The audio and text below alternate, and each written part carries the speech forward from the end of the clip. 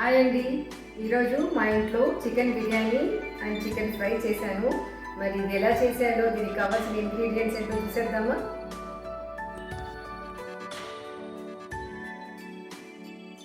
ముందుగా చికెన్ని బాగా ఇలా క్లీన్ చేసి పెట్టుకోవాలి. చికెన్ని బాగా క్లీన్ చేసి పెట్టుకున్నాం కదా. ఇప్పుడు పసుపు, ఉప్పు, కారం పొడి, ధనియాల పొడి, గరం మసాలా అండ్ పెరుగు యాడ్ చేసేసుకుందాం అన్నీ. ఇప్పుడు చూసారు కదా, పసుపు, ఉప్పు, కారం పొడి, ధనియాల పొడి, గరం మసాలా, స్ప్లిట్ చేసిన చిల్లీస్ ఇవన్నీ వేసి బాగా మిక్స్ చేసుకోవాలి. ఇప్పుడు పెరుగు కూడా యాడ్ చేసేసుకుందాము. పెరుగు అండ్ కొత్తిమీర,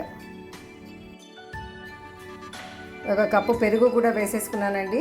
ఇప్పుడు అన్నీ బాగా మిక్స్ చేసేసుకుందాము. అండ్ కొద్దిగా ఆయిల్ కూడా, ఒక 2 to 3 టేబుల్ స్పూన్స్ ఆయిల్ కూడా వేసి బాగా మిక్స్ చేసుకుందాము. బాగా చికెన్కి అంతా ఉప్పు కారాలు అన్నీ పట్టేటట్టు బాగా మిక్స్ చేసుకోవాలి. అసలైన ఇంగ్రీడియంట్ జింజర్ గార్లిక్ పేస్ట్ అండి, నేను మర్చిపోయాను. సో ఇప్పుడు మళ్ళీ మిక్స్ చేసుకుంటున్నాను.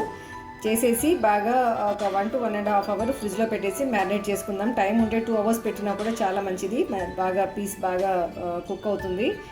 సో ఇప్పుడు అన్నీ మిక్స్ చేసేసుకొని ఫ్రిడ్జ్లో పెట్టేసి ఇప్పుడు మనము చికెన్ ఫ్రై కూడా చేసేసుకుందాము. ముందుగా ప్యాన్ పెట్టుకొని వేడెక్కాక ఆయిల్ యాడ్ చేసేసుకుందాము. ఆయిల్ వేడెక్కిందండి. ఇప్పుడు ఆనియన్స్ యాడ్ చేసేసుకుందాము.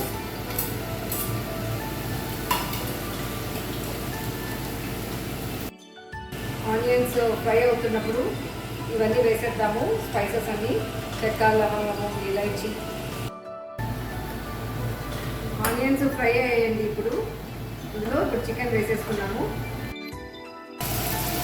ఇప్పుడు ఈ ఆనియన్స్కి చికెన్ అంతా యాడ్ చేసేసుకున్నాము. ఇప్పుడు బాగా చికెన్ అంతా మిక్స్ చేసేసుకొని లిడ్ పెట్టేసుకోవాలండి. ఒక 10 to 15 minutes చికెన్ బాగా కుక్ అవ్వాలి.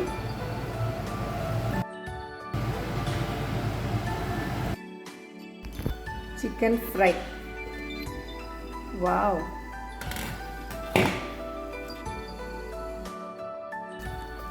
చికెన్ ఫ్రై ఆల్మోస్ట్ అయిపోవచ్చిందండి. ఇప్పుడు కొద్దిగా కరివేపాకు కూడా వేసేసుకొని బాగా కలుపుకుందాము. ఇప్పుడు కొద్దిగా పెప్పర్ కూడా వేసుకున్నాము.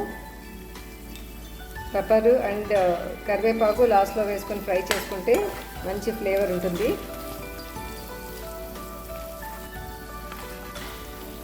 చికెన్ బాగా కుక్ అయిందో లేదో ఒకసారి అలా ఫ్రై చేద్దాము.